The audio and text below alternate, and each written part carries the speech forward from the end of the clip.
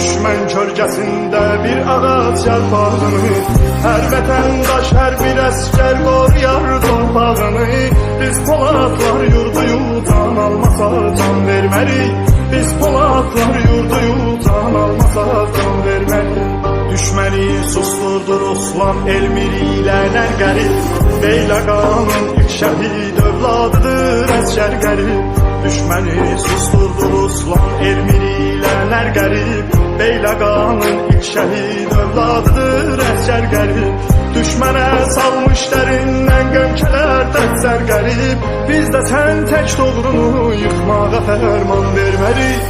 Biz də sən tək doğrunu yıxmağa fərman vermərik. Qətl edər düşmənləri əhli inan ölkəsi. Qeyrəti ilə hifz edər yurdu o yurdun hər kəsi.